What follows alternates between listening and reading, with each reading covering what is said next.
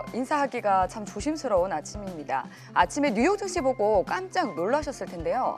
1분기 하이라이트였던 이번 한 주, 결국 미중 간 관세 전쟁이 본격화되면서 뉴욕 증시를 강타했습니다. 우리나라 정치 불확실성이 거치나 했건만 대내외적으로 바람 잘 날 없는 요즘 시장이죠. 다음 한 주 어떻게 대응해야 할지 깊어지는 고민 저희와 함께 해결해 보시죠. 오늘도 여러분들의 소중한 계좌를 지켜드리기 위해서 시장 성공 투자 전략부터 종목 상담까지 모두 챙겨드리겠습니다. 네, 그럼 5년 연속 베스트 파트너에 빛나는 한경의 안빠 마님이시죠. 박윤진 대표님 바로 인사 나눠보겠습니다. 네. 안녕하세요. 제가 지금 앵커님 네. 이렇게 모니터로 봤는데요. 네. 얼굴에 좀 약간 어둠이 그늘이 좀 오늘은 좀 보였습니다. 네. 근데 저도 오늘은 그런 마음이고요. 웃으려고 하는데 웃어지지가 않네요. 저 오늘 아침에 일어나서 너무 깜짝 또 놀랐습니다. 네. 아마 저뿐만이 아니라 우리 이 주식을 또 좋아하시는 우리 투자자님들 마음이 아침에 또 일어나서 굉장히 놀라셨을 그러니까요. 게 비까지 아닐까. 오는데 참 네. 쉽지 않네요. 그래서 일단 그래도 우리 오늘 이 시간을 소중하게 네. 또 배울 거는 배우고 그렇죠. 배울 건 배우고 또 우리가 또 위기를 기회로 만들어 봐야죠. 기회로 만들 수 있는 어떤 그런 내용들을 한번 다뤄보도록 하겠습니다. 네, 부탁드립니다. 자, 이번 주에 요점을 좀 정리를 좀 하자면요. 네. 뭐 말할 것이 없습니다. 코스피 많이 떨어졌습니다. 지난주에는 코스닥이 굉장히 많이 떨어졌는데 화면을 통해서 보면 네. 이번 주에는요. 결국에는 코스피가 마이너스 3.62, 코스닥은 마이너스 0.92로 마감했지만 코스닥은 주중에 마이너스 3.45에서 올라온 거니까 좀 낙폭을 축소하면서 아마 2차 전지 영향이었다고 생각을 하고요. 코스피는 마이너스 4.71까지 이렇게 빠진 이런 상황이 됐습니다. 자, 원달러 환율은 마이너스 한 8.9원 정도 지난주 대비 내려왔는데요. 이것은 우리나라의 그 특수한 어떤 그 정치적인 이런 입장에서 이제 해소가 되면서 환율이 좀 고공행진했던 환율이 좀 내려간 것이 아니었나 생각이 들고요. 10년물 국채 수익률, 미국의 국채 수익률이 조금씩 내려가고 있는 이 느낌이 좀 있습니다. 지금 아래 공포라고 다시 한번 시장을 좀 교란하고 있다고 하는데요. 이것도 좀 제가 좀 다뤄볼 내용이라고 생각을 하고요. 자, 우리 앵커님 빅스 지수가요, 공포 지수가요. 미국이 지금 제가 이 숫자가 44.22로 끝난 게 아니라요. 이제 네. 애프터마켓까지 했더니 45가 넘어가요, 미국이. 그러니까 미국은요 지금 와, 최악의 공포가 갑자기 실합니까? 그러니까 뭐 18지점에서 그냥 폭등을 한 공포가 그러니까요. 지금 너무너무 공포 속으로 근데 그럴 경악스러운 만도 해요. 그런 연이 지금 상황이죠. 폭락 그랬으니까. 일단 우리 시장 자체는 지금 26레벨, 28레벨 정도 있는데 미국은 44, 45레벨이니까 네. 공포가 미국이 공포가 더 지금 짙은 겁니다. 자, 내용을 한번 좀 보셨으면 좋겠습니다. 네. 아까 전에 우리 앵커님과 우리 캐스터님이 말씀하셨듯이 중국의 맞불 관세에 좀 이제 더 커진 침체 공포다. 나스닥이요 이틀 새예요.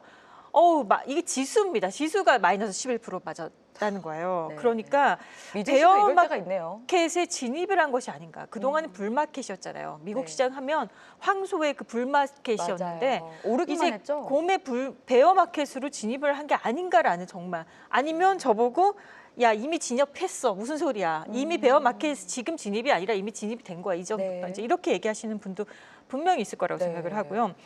여기서 이제 어저께 우리 파월 이제 어떻게 이야기하냐 연준 의장이 네. 이것도 너무 중요했거든요. 맞아요. 뭐라고 하는지 너무 중요한데 관세 충격 생각보다 클 거다. 관세에 대한 어떤 지금 이슈를 드러냈단 말이죠. 네. 인플레 상승 요인이 될 거고 그래서 추가 금리 결정은 신중해야 된다. 왜냐하면 인플레 상승을 하는데 금리를 낮추면 인플레가 더 가중이 될 수가 있으니까 예. 돈이 풀려버리면 금리가 쉽게 낮출 수가 없는 요인이 되기 때문에 지금 일단 결정은 보류, 스탑. 그러니까 아마 이렇게 증시가 폭락하고 그러니까는 금리 인하 결정이 나오는 어떤 그런 카드를 원래 우리가 그 금융시장에 있는 사람들은 좀 원했을 거라는 생각도 맞아요. 하거든요. 그리고 근데 트럼프 대통령도 계속 강조했잖아요. 강조하고 또 그래도 이래도 금리 인하 안 할 거야. 그런데 네. 지금 그 인플레 상승 요인이 될 수 있어.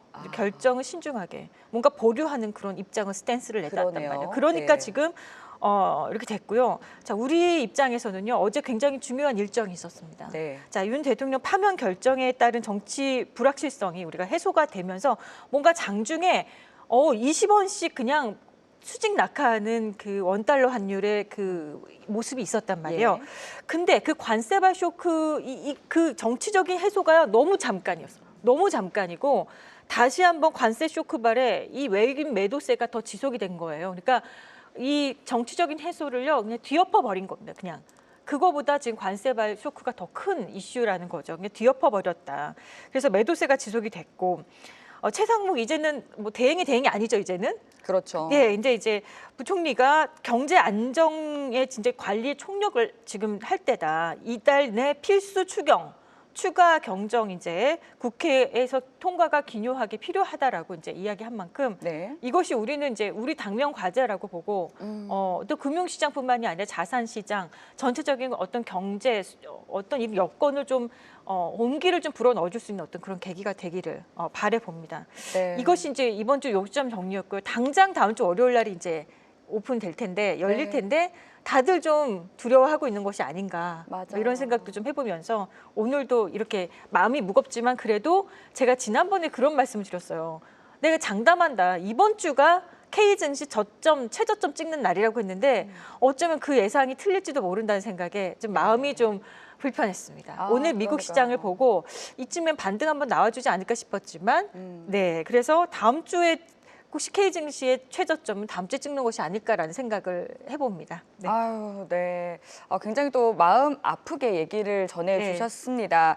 사실 이 시장이 네. 예측하기가 참 어려운 부분이 있잖아요. 트럼프 대통령이 어떤 발언을 내놓을지도 트럼프 대통령만 아는 것이었으니까요. 그런데 이렇게 이 관세라는 칼날이 참 매섭다라는 것을 절실히 체감하고 있는 요즘이 아닌가 싶은데 중국이 이제 미국과 같은 34% 맞불 관세 정책을 내놓았고 또 히토류도 무기로 꺼내 들었더라고요. 네. 그리고 트럼프 대통령이 반도체에 대해서도 관세를 내놓을 예정이다라고 네. 하면서 지금 계속 줄줄이 관세 이슈는 지금 꺼질 기미가 보이지 않거든요. 그래요. 지금 어떻게 오늘- 앞으로는 어떤 시나리오를 예상하세요? 나는 제가 할 수 있는 선에서 박윤진이라는 이 그냥 원래 정말 그냥 일반 투자자인 거잖아요. 네. 이 아주 작은 투자자가 여러분들에게 보여줄 수 있는 어떤 인사이트와 과거의 데이터를 통해서 우리가 오늘 좀 내용을 좀 지켜볼 만한 내용들이 있다라는 생각에서 오늘 그런 내용을 조금 다루려고 합니다. 너무 그래서 좋습니다. 네. 그래서 공감 일정을 제가 좀 앞에 다뤄서 여러분들에게 일단 보여주는 어떤 이런 시간을 가질 텐데요. 한번 네. 화면 한번 보도록 할까요? 오늘의 네. 공감 일정이라고 한다면요. 네. 저는 이제 오늘 여러분들 관세 지금 이제 뭔가 정치적인 불안이 조금 해소가 됐는데 바로 우리 관세를 걱정해야 되는 이 상황인데요. 지금 뭐 이게 일선에서 이런 얘기 나옵니다. 뭐라 그러냐면 이제 경기 침체로 들어가는 이거 대공황의 시작점이 아니냐 이런 얘기도 굉장히 많아요. 네. 그래서 여러분들 그 코로나부터 이전부터 해서 코로나 종료될 때까지요. 미국은요. 정말 8배 이상의 돈이 풀렸어요. 그러니까 그 전보다 기하급수적으로 돈이 풀렸어요. 정말 헬리콥터 머니라고 하면 8배 돈이 풀렸기 때문에 자산의 버블이 있다는 얘기는요. 충분히 있을 수 있다는 우리는 전제하에 이걸 보겠습니다. 자, 대공황. 과거의 대공황 하면 1929년, 1930년 우리가 태어나기도 이전의 일이라 우리는 기억에도 없는 일이지만 대공황을 우리가 한번 짚어봅니다. 대공황이라는 거는 1929년부터 39년까지 이어진 세계 경제 침체기를 의미하는데요. 지금하고 좀 다른 게 뭐냐면 이때는요. 오히려 인플레이션이 아니라 디플레이션이에요. 굉장히 고통스러운 디플레이션과 높은 실업률과 생산과 소비 위축을 겪었던 시기입니다. 근데 이 미국은 이 대공황을 극복하고자 이때 카드를 내놓았는데요. 그게 무엇이냐면 지금도 공화당 정권이죠. 네. 미국이. 근데 이때 공화당의 스무트라는 사람, 홀리라는 이 두 사람이 공화당의 의원이에요. 이 두 의원이 주도한 법안으로 2만여 개 수입 품목에 우리 자체적으로 관세를 우리가 높여서 다른 나라의 관세를 높여서 평균이 59%예요. 그러니까 지금이 왜 이렇게 높아라고 얘기한다면 이때를 생각하면 평균이 59%. 그리고 최고는 400% 이르는 관세를 부과한 법안을 통과시킨 거예요. 자, 그런데 처음부터 최고 400% 매겼겠습니까? 400%가 되기까지는 서로 협상의 과정이 있었나요? 보복 관세를 때린 겁니다. 보복 관세가 영국 있었군요. 주로 유럽계 국가들이 서로 보복 관세를 매기면서요. 이렇게까지 높아졌던 겁니다. 자, 관세를 이루는 부과하는 법안을 통과시켰죠. 자, 이때 1930년 역시 어쨌든 미국의 스무트 홀리법은요. 네. 결국에는 어떤 상황을 야기시켰냐면 오른쪽의 내용을 보시면 미국의 이 경기 침체를 극복하고자 이런 법안을 내놨는데요. 결국에는 미국의 수입이 66%, 수출이 61% 감소하는 오히려 미국으로서도요. 해피한 상황이 아니었던 거죠. 네. 그리고 미국의 실업률을요. 8%. 이 스무트 홀리가 시작할 때는 8%였는데 실업률이 오히려 1932년에서 33년까지 오히려 25%로 상승해버리는 실업률은 더 높아졌고요. 세계 GDP가 15%가 감소되고 세계 무역량이 66%를 감소시키는 결국에는 글로벌 무역 위축으로 모두가 가난해질 거라는 어떤 이런 상황으로 갔던 이 시절이었습니다. 결국 미국이 관세를 올려서 대공황 탈출을 시도했지만 모두가 가난해지는 어떤 이런 상황이 됐다는 거예요. 자, 그러면 우리는 또 주식을 안 볼 수가 없잖아요. 그럼 이 당시에 스무트 홀리법이 개정이 되고 나서 미국의 주식 시장은 어떻게 되었느냐? 스무트 홀리법이 제정이 된 이 딱 지점부터요. 여기 이렇게 수직 낙하합니다. 그러니까 증시가 완전히 대폭락의 시절을 겪었는데요. 그게 뭐 한두 해의 일이 아닙니다. 한 29년, 30년부터 해가지고요. 한 2, 3년은요. 정말 내리막길을 걸었던 미국의 증시인데요. 자, 그러면 여러분들이 아마 제가 오른쪽에 이렇게 보여있는 이 미국의 대공황에 대해서 설명하는 여러분들이 밀턴 프리드먼이라는 사람을 아마 잘 아실 겁니다. 이분이 쓴 저서에 보면 중앙은행이 대공황을 키웠다라는 거는 결국에는 이렇게 대공황이 있기 전에는요. 굉장한 큰 이 경제 호황이 있었던 거예요. 돈은 굉장히 많이 풀렸고요. 경기가 굉장히 호황이었던 시절이 있었는데 그것이 바로 중앙은행이 돈을 풀면서 막대한 돈을 풀면서 이런 공황을 키웠다라는 뭐 골자는 그렇습니다. 근데 이 당시에 이 대공황이 겪으면서 이 시기에 미국은요. 미국의 이 은행들이 굉장한 많은 파산을 하게 됩니다. 스무트 홀리법이 개정이 되면서 미국 은행의 많은 은행들이 파산을 하게 되면서 역사 속으로 사라졌습니다. 그러면 미국이 다우 지수가 이렇게 폭락을 했는데 그러면 폭락을 하고 나서 그것이 끝이었을까요? 계속 폭락했으면 지금의 어떤 영광을 누릴 수 없었겠죠. 결국 누군 살아났다? 미국은 살아난 겁니다. 결국에는 33년에 뉴딜 정책 또 다시 한번 막대한 자금을 풀고 또 경기를 활성화하고 부양하는 부양의 카드가 나오면서 뉴딜 정책이 펼쳐지면서 미국은요 그때부터 또 다시 올라가기 시작합니다. 이렇게 스무트 홀리법이 개정이 돼서 한 3, 4년은 내리막길 걷다가 이렇게 해서 올라간 미국 증시라는 거죠. 자, 그러면 세계 무역 분쟁을요 우리가 좀 볼 수가 100년마다 이런 무역 분쟁이 나온다는 이야기가 있어서 저도 한번 자료를 찾아보고 여러분들하고 같이 공부를 해보려고 가져왔습니다. 지금 제가 좀 전에 소개해드렸던 스무트 홀리 이게 지금 29년에 이렇게 나왔다고 했죠. 자, 그럼 100년을 한번 시계열을 돌려가지고 앞으로 돌려서 그 전에 100년 전에는 뭐가 있었을까요? 이 세계에서 이 무역 분쟁이라고 100년 전에 딱 나왔던 이야기가 뭐가 있냐면 아편 전쟁. 영국과 중국의 이야기죠. 원래는 이 당시에 중국과 영국은요 엄청난 무역 교역국이었는데 이때 당시에 이 예상치도 못하게 중국의 티 있죠. 네. 차하고 도자기가 영국에서 어마어마하게 팔린 겁니다. 근데 그때 영국은요 무역으로 인한 이 적자가 너무너무 심각했다고 해요. 그래서 영국 사람들이 이제 뭐를 했냐? 중국의 아편을 공급하기 시작했죠. 무역을 하면서 그래서 아편으로 먹는 중국이 되었고 중국 사람들은 아편에 이제 길들여지면서 이래서 이제 결국에는 어떻게 됐느냐? 이것이 어느 정도까지 갔냐면 그냥 무역으로 단순한 무역 분쟁 끝내가 아니라 무력 싸움까지 난 거죠. 전쟁이 터진 거잖아요. 네. 근데 영국은 이 당시 정말 최첨단한 무기를 가지고 중국의 압박을 하고 싸워서 정말 무력한 겁니다. 폭격을 한 겁니다. 그래서 이때 싸움을 해서 결국엔 누가 졌느냐? 중국이 졌죠. 그리고 나서 중국한테는 굉장히 뼈아픈 가슴 아픈 역사가 되었던 아편 전쟁인데 이게 날짜를 좀 보세요. 시기를 보면 1929년인데 그 전에 1980에서 40년, 그러니까 거의 29년, 100년 전이죠. 그러네요. 자, 100년에 지금 또 지나서 지금이 또 그때 지금 4년 앞으로 남긴 했지만 네. 뭔가 100년 주기설이 있는 지금 상황이죠. 지금 트럼프의 관세 쇼크. 왜 이게 100년 주기가 될까요? 4년 더 남은 거 아니에요? 어떻게 100년 주기가 될까요? 저는 이제 이런 가정도 해봅니다. 뭐냐면 지금 트럼프가 1기 집권을 했죠. 그리고 지금 이번에 2기 집권인데 또 한 번 연임이 가능하죠. 미국은 연임이 가능한 제도잖아요. 네. 그러니까 트럼프 대통령이 지금 4년이 아니라 만약에 8년의 임기를 가져간다. 그러면 어느 정도 이 시기에 또 맞아 떨어지는 이런 가슴 아픈 일이 될 수도 있습니다. 앞으로 좀 장기전이 될 수도 있다. 네, 그래서 되겠네요. 근데 이 싸움에서 저 아직 다시 한번 그 화면을 좀 보여주시면요. 네. 여기서 중요한 거는 과거에도 영국하고 중국이 싸웠잖아요. 네. 이번에도 또 미국하고 중국이죠. 그러니까요. 그러니까 중국이라는 나라가요.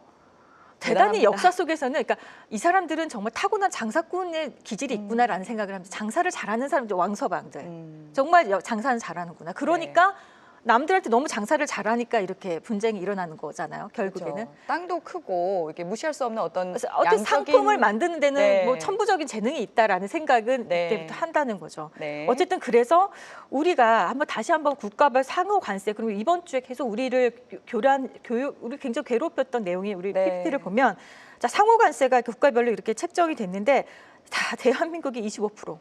지금 뭐 일본보다 1% 넘은 이렇게 지금 상황이 됐고요. 베트남이 46% 제일 높긴 했어요. 근데 네. 베트남에 우리는 공장을 많이 갖고 있단 말이에요. 다소 불리한 거죠. 우리한테는. 맞아요. 우리가 25%를 하지만 삼성전자 같이 베트남에 공장을 많이 갖고 있는 회사들한테는 베트남에서 바로 물건이 가기 때문에 네. 이 높은 관세가 적용이 될 수 있는 것이 불리하죠. 그래서 내용들을 좀 찾아보면 이제 많은 것이 지나갔고 4월 5일이 지나갔고요. 오늘 이제 전 세계 모든 국가가 기본 관세는 10%. 우리가 이거를 이제 보편 관세라고 하죠. 보편 관세 10% 부과를 하고 거기에다가 이제 상호 관세가 또 이제 이거는 보편 관세와 상호 관세를 동시에 매기진 않고요. 선택을 할 겁니다. 아마. 예, 그런 식으로 갈 건데 그래서 4월 9일부터는 국가별 이제 개별 관세 추가가 이제 부과되면서 뭔가 다음 주가 또 굉장히 먹구름이 짙은 이런 상황으로 갑니다. 하지만 항상 증시는 그 어두움의 공포를 이기고 다시 상승하는 이런 네. 공포를 이기고 항상 그때가 기회였다는 것을 착안한다면 이제 어두움은 거의 거친 것이 아닌가 또 생각을 해보면서 여러분들 오늘 그래도 힘차게 시작해봤으면 좋겠습니다. 네, 이어서 계속해서 저희 오늘 시그니처 코너 넘어가 네. 보도록 하겠습니다. 한 주도 아니고 2, 3주를 앞서서 네. 미리 내다볼 수 있는 선행학습 짚어주시죠. 아까 전에 제가 그 화면을 통해서요. 이곳을 하나 빼놨더라고요. 같이 보면서. 어떤 거죠? 자, 그래서 지난번에도 관세를 비껴갈 섹터도 이야기했는데 한번 화면 한번 볼까요? 네. 방산과 조선과 게임, 또 엔터테인먼트, 또 전력 설비도 여기서 비껴갈 수 있는 네, 섹터라고 하니까 중요한 여러분도 내용이네요. 한번 보셨으면 좋겠고요. 네. 자, 이제 빠르게 좀 시작하겠습니다. 왜냐하면 제가 오늘은요 종목 상담 좀 많이 해드리고 싶은 마음에. 그래서 오늘 센 주식도 그래서 안 할 생각이 있거든요. 여러분들의 이 고민 상담을 좀 많이 해드릴 거니까 네, 제가 좋습니다. 빠르게 가겠습니다. 미국의 실적 발표가 있어요. 자, 실적 발표에서 여기서 우리가 좀 중요하게 볼 만한 회사는 2주간에는 뭐 ASML 정도, 어쨌든 반도체, 뭐 특허를 갖고 있는 회사니까 그 정도 보시면 될 것 같고, 삼성전자에서 갤럭시 25, S25 엣지를 출시한다고 했죠. 이번 이 엣지는 5월부터 구매할 수 있고, 아마 초도 물량은 약 4만 대로 뭐 전해진다고 하죠. 그리고 새로운 폼팩터를 나온 스마트폰에서 적용한다고 하는데 아주 초박형이라고 하죠. 그래서 애플보다 5개월 먼저 선행해서 출시한다는 거. 그리고 세계 한인 비즈니스 대회가요. 미국의 아틀랜타에서 열리는데 여기서 이제 주요하게 군 거는 정부기관, 민간기업 할 거 없이요. 모두 참여하는데 전기, 전자, 기계, 부품부터 여기 이제 화장품, 또 식품까지 굉장히 다양한 분야가 전시가 될 예정이라고 합니다. 자, 공모청약주가 하나 있는데요. 지난 시간에도 제가 소개는 해드렸던 것 같아요. 세크라는 회사고요. 산업용 전자빔 기술 전문 업체입니다.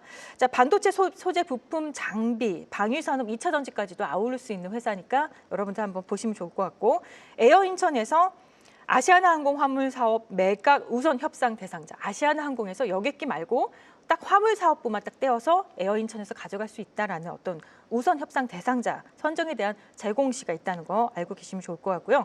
FNF 테일러메이드 우선 매수권 행사를 관련해서 보도에 대해서 또 여기 답변이 있습니다. 자, 그리고 LNF가 음극재 산업 관련 보도에 대해서 근데 더 이상 양극재 회사의 대표 회사가 아니라 음극재까지도 같이 가는 어떤 회사로 볼 수 있는지 여기에 대한 제공시도 한번 기다려 보겠습니다. 대우건설에서요 트루크의 이제 3조 수주 임박을 하는 어떤 이런 보도가 지금 나와 있는데요. 그 3조라는 숫자가 어마어마한 만큼 정말 좋은 소식이 있기를 한번 바라봅니다. 그리고 이제 한국은 우리나라로서는 이 4월 14일 주간에 금융통화위원회, 우리 이번에 추경이 발표가 될 수 있을 가능성이 굉장히 있잖아요. 네, 거기서 높아졌죠. 또 금융통화위원회에서 어떤 결정할지 굉장히 궁금하고요. 옵션, 미국은 또 옵션 만기일이 또 있습니다. 이렇게 좀 보시고요. 그다음에 3주 차로 넘어가 보겠습니다. 3주 차로 넘어가면 미국 증시 이제 실적 발표가 꽤 있습니다. 레이시온이라는 여러분들 방산 업체 아시죠? 그 회사, 또 버라이존, IBM, 뭐 AT&T 또 P&G 뭐 굵직굵직한 회사들 특히 이제 브리스톨 마이어스 스퀴비라는 여러분들이 우리 서학개미들이 굉장히 좋아하는 종목 중에 하나인 뭐 제약바이오 회사죠. 이런 회사들이 이제 실적 발표를 앞두고 있고요. 우리 증시도 실적을 발표를 이제 시작합니다. LG노트, LG디스플레이, 삼성 SDS, 하나솔루션 등이 이 주간에 이제 실적 발표를 시작하고요. 공모청약이 조금 나우 로보틱스를 이전에 제가 소개해드렸는데 좀 일정이 좀 뒤로 밀렸습니다. 그래서 로봇 자동화 시스템 전문 업체이고요. 뭐 주요 제품 라인업이면 뭐 산업용, 물류, 뭐 로봇 자동화 시스템 그리고 로봇의 핸드 역할을 수행하는 뭐 엔드 오브 암 툴링으로 이렇게 구성하는 어떤 이런 주요 제품 라인업을 가지고 있다고 합니다. 로봇 관련주들 역시나 이제 볼 수 있을 만한 상황이 될 것 같다 생각하고요.